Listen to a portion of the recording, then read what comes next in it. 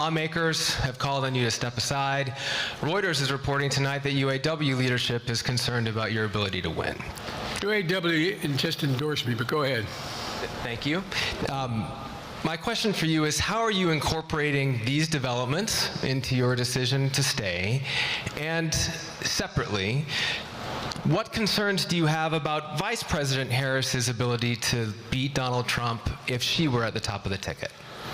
Look, I wouldn't have picked Vice President Trump to be Vice President, but I think she was not qualified to be President. So let's start there. Number one. The fact is that the consideration is that I think I'm the most qualified person to run for president. I beat him once, and I will beat him again. Secondly, the idea, I served in the Senate a long time. The idea that senators and congressmen running for office worry about the ticket is not unusual. And I might add, there are at least 5 presidents running or incumbent presidents who had lower numbers than I have now, later in the campaign. So there's a long way to go in this campaign. And so I'm just going to keep moving, and because, look, I got more work to do. We've got more work to finish. There's so much, we've made so much progress. Think about it. Think about where we are economically relative to the rest of the world. Name me a world leader who wouldn't want to trade places with our economy. We've created over 800,000 manufacturing jobs, 1.5 million jobs. I mean, so things are moving. We got more to go. Working class people still need help. Corporate greed is still at large. The prices, the corporate profits have doubled since the pandemic. They're coming down, and so I'm optimistic about where things are going. Danny Kemp, AFP. Thanks. Thank you, Mr. President. I wanted to ask you about you mixed up Presidents Zelensky and Putin earlier today. And you now have sort of your key allies, including the British Prime Minister, the President of France, and the German Chancellor having to step in and make excuses for you on that. And officials here are saying off the record that your decline has become noticeable. Hasn't this now, frankly, become damaging for America's standing in the world? Thank you. Did you see any damage to our standing in my leading this conference? Have you seen a more successful conference? What do you think? And the Putin piece, I was talking about Putin, and I said, and now, at the very end, I said, here, I mean, Putin, I said, no, I'm sorry, Zelensky. And then I added 5 other names. Look, guys, the idea anybody suggests that we haven't had an incredibly successful conference. How many times did you hear in that conference, I don't know if it sounds too self-serving, but other leaders, heads of state, in thanking me, saying the reason we're together is because of Biden, because Biden did the following. Look, folks, this is, well, anyway, I thought it was the most successful conference I've attended in a long time, and find me a world leader who didn't think it was. Next one, Nancy Cordes, CBS. Thank you, Mr. President. You mentioned other instances in history where presidents have faced a challenge, but what makes this moment in history so unique is that it is not your enemies who are calling on you to reconsider your decision to stay in the race. It's your friends, supporters, people who think you've done a great job over the past 4 years. Have you spent time thinking about what it would mean for your legacy, which you've worked decades to build, if you stay in the race, despite the concerns that voters say they have, and you lose to someone who you yourself have argued is unfit to return to the Oval Office? Well, look, I'm not in this for my legacy. I'm in this to complete the job I started. As you recall, understandably, many of you and many economists thought my initial initiatives that I put forward, can't do that, it's going to cause inflation, things are going to skyrocket, the debt's going to go up. What are you hearing now from mainstream economists? 16 economic Nobel laureates said I've done a hell of a job. That under my plans so far and what's going to happen in the future if I'm reelected, that things are going to get much better. Our economy is growing. I was determined when I got elected to stop the trickle-down economic theory, that if the wealthy did very well, everybody else would do well. My dad was a well-read, decent guy. I don't remember much trickling down on his kitchen table. Middle-class people and working-class people need help. And so what happened is I decided to was able to implement as president what I believed when I was a senator. And that is that the way to build this economy is from the middle out and the bottom up. That way we grow the economy. And the wealthy still do very well. They do fine. And guess what? Find me a mainstream economist who said we haven't done well. What have we not done that isn't working right now? And so we got more to do, though. We got to finish the job. And by the way, I come from the corporate state of the world. Delaware has more corporations registered in Delaware than every other state in the nation combined. I'm not anti-corporate, but corporate profits have doubled since the pandemic, doubled. It's time things get back in order a little bit. It's time, for example, if I'm reelected, we're going to make sure that rents are kept at 5% increase in corporate rents for apartments and the like and homes are limited to 5%. We're going to make a lot of changes that I've been talking about because we're going to continue to grow this economy.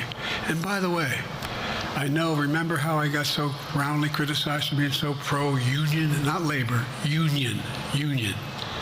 Well, guess what? I've been the most pro-union labor president in history. Not a joke. And guess what? We had the Treasury Department do a study. When unions do better, everybody does better. Everybody does better.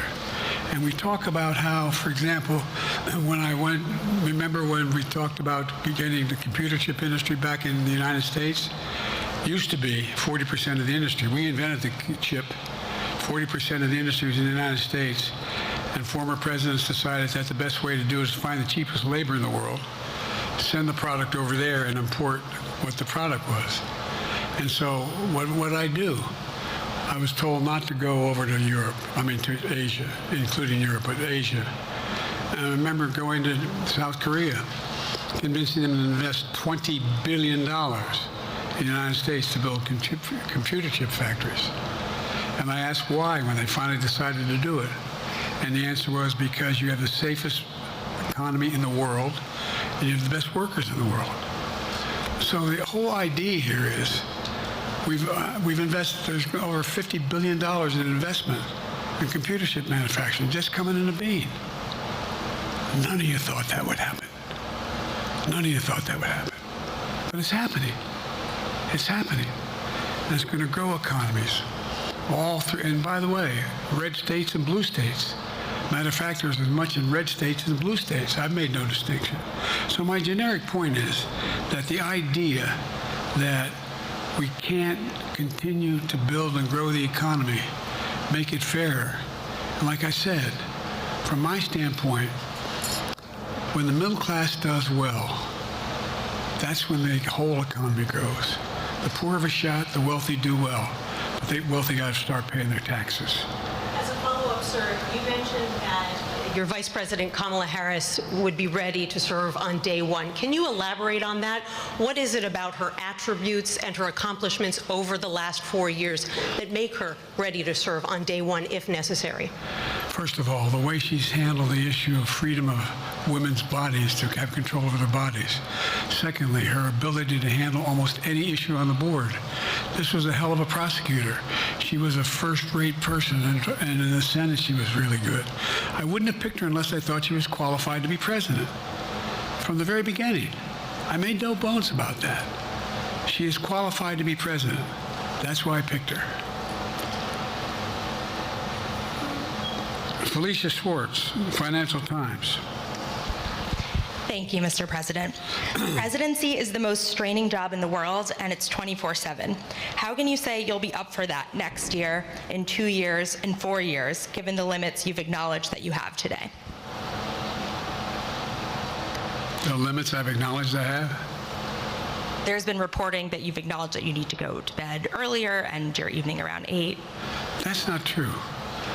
Look, what I said was, instead of my every day starting at 7 and going to bed at midnight, it'd be smarter for me to pace myself a little more.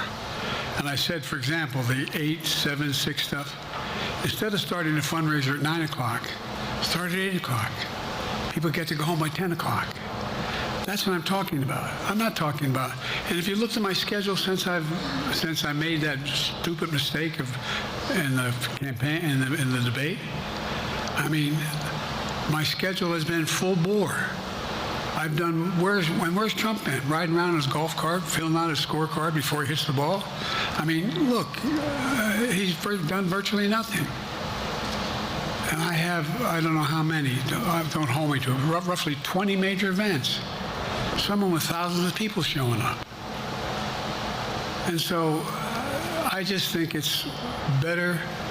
I always have an inclination, whether I was playing sports or doing politics, just to keep going, not stop. I just got to just pace myself a little more. Pace myself.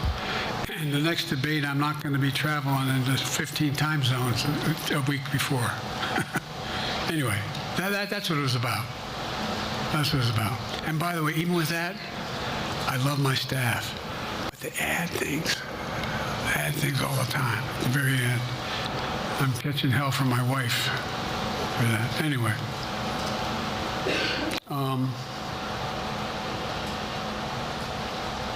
I'm sorry, Zeke Miller, Associated Press. Thank you, Mr. President. 2 questions for you. First, on the NATO summit, President Zelensky, in your meeting with him, he pressed you to lift your limitations on the Ukrainian use of American weapons, saying that, in his public remarks afterwards, saying that Ukraine cannot win the war unless those limitations are lifted. Are you reconsidering your position on that? And then secondly, following up on Felicia's question there, leaders of your own party have said that they're not worried about that debate. They're worried about the next bad night and the bad night after that. How can you reassure the American people that you are up to the task and that there won't be more bad nights at a debate stage or somewhere else? First thing about Zelensky asking for the ability to strike deep into Russia. We've allowed Zelensky to use American weapons in the near term, in the near or abroad, into Russia. Whether or not he should be attacked. For example, should Zelensky, he's not, but if he had the capacity to strike Moscow, strike the Kremlin, would that make sense? It wouldn't. The question is, what's the best use of the weaponry he has and the weaponry we're getting to him? I've gotten him more long-range capacity as well as defensive capacity.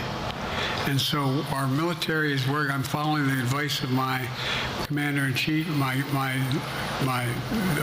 chief of staff of the military, as well as the Secretary of Defense and our intelligence people. And we're making a day-to-day basis on what they should and shouldn't, how far they should go in. That's a logical thing to do.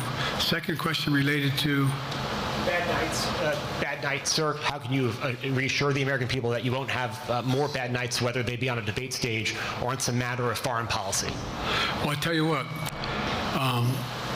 the best way to assure them is the way I assure myself, and that is, am I getting the job done? Am I getting the job done? Can you name me somebody who's gotten more major piece of legislation passed in 3.5 years? I created 2,000 jobs just last week. So if I slow down, I can't get the job done. That's a sign that I shouldn't be doing it. But there's no indication of that yet. None. What do we got here?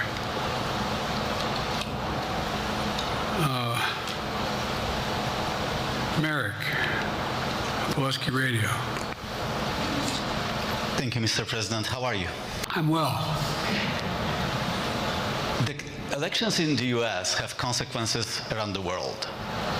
You have pretty high standing in Europe. I just asked President Macron, about you, and he said we are happy to have him as the President of the United States.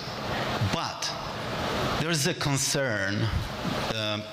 Many people in Poland and across Europe are worried that the former president may win the election. And there's a lot of concern that Donald Trump may weaken NATO, stop supporting Ukraine, or push Ukraine to give up territories to Russia. They're correct. And you yourself was warning just 2 minutes ago about it. So my question is, do you think that Europe will be left on its own if Donald Trump wins the election? And what's your advice to European leaders to prepare for possible US disengagement? Well, look, I think, how can I say this without sounding too self-serving? I'm not having any of my European allies come up to me and say, Joe, don't run. What I hear them say is, you've got to win. You can't let this guy come forward. It'd be a disaster. It'd be a disaster.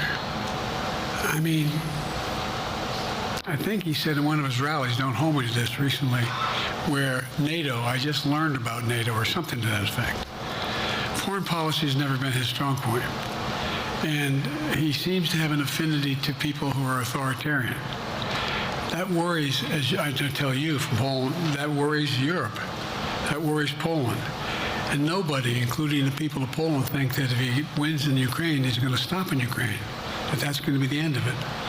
And so what I can say is, I think I'm the best qualified person to do the job, to make sure that Ukraine does not fall, that Ukraine succeeds, that the European alliance stays strong.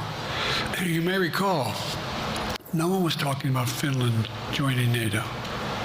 I remember talking to Putin right after we got elected in Geneva, and he was talking about what we should do. We couldn't be in Eastern Europe, etc. And I said, you're looking for the Finlandization of Ukraine. I said, you're going to get the NATOization of Finland. And about 4 weeks later, I got a call. No, that's not true.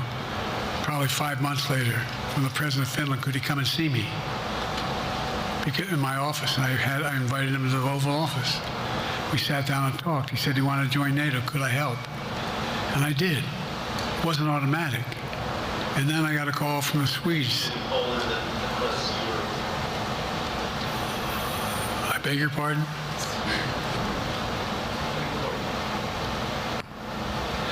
And so Finland joined NATO. 800-mile border is a significant, and they were already allies, but they weren't part of NATO. And you heard, I think you heard, maybe, I can't recall whether he said it publicly or in a closed meeting, but he wouldn't mind it being repeated. He said, we decided in Finland, the people of Finland decided they had to be part of NATO.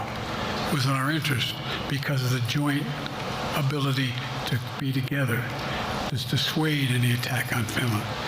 And the same thing with Sweden. It took a lot of selling to some folks, particularly in Turkey and other places, to agree to the expansion. But it expanded, and we're a hell of a lot stronger because of it. We're more secure because of it. And by the way, I was able to get 50 other nations, 50, to support Ukraine. 50. And we're able to bring about a coalition of Europe and Asia, Japan and South Korea. I just met we talked about AUKUS, and we talked about the relationship between Australia, New Zealand, Japan, South Korea, the United States. We're making the world safer and stronger because we have to deal with the new arrangement that exists in the world. The Cold War is over. The post-war era is over. What is going to replace it? And I respectfully suggest I have a pretty good idea what that should be, I've convinced a lot of people to follow it, and we're just going to get stronger. David Sanger. Where's it? Thank you, Mr. President. Be nice, David. Mr. President, the NATO declaration that was issued yesterday was very notable because it described China as a decisive enabler of the war in Ukraine for its provision of critical goods to the Russians. That's part of a broader partnership that seems to have cemented in place in the past 2 or 3 years. I think one that you were a little bit doubtful of when we asked you about it some time ago. So I'd be interested to know whether you have a strategy now of trying to interrupt the partnership between China and Russia, and whether or not in a second term you would pursue that, if you could describe that strategy to us. And along the way, could you also tell us whether you think, just to follow up on Felicia's question, that if you were in a room with Vladimir Putin again, the way you were 3 years ago, or with President Xi, that a few years from now you will be able to go negotiate with them, handle them one-on-one? Well, the first part of the question is, we discussed and I raised in the NATO summit, and others raised, the future of China's involvement, what they're going to do, what they're doing with Russia in terms of accommodating, facilitating. They're getting access to additional. They're not supplying weapons themselves. They're supplying mechanisms for them to be able to get weapons. And China's position is basically, and I've spent more time with Xi Jinping than any world leader has, over 90 hours since being vice president all the way through, for real. And by the way, I handed all my notes. But my point is that Xi believes that China is a large enough market that they can entice any country, including European countries, to invest there in return for commitments from Europe to do A, B, C, or D, or not to do certain things. What's happened is we had a long discussion about what we cannot, you have to make it clear, China has to understand that if they are supplying Russia with information and capacity, along with working with North Korea and others to help Russia in armament, that they're not going to benefit economically as a consequence of that by getting the kind of investment they're looking for. And so, for example, इस वक्त अमेरिकी सदर press conference कर रहे हैं और उसमें उनका ये कहना है कि पहले भी ट्रंप को हराया था और अब भी हराऊंगा।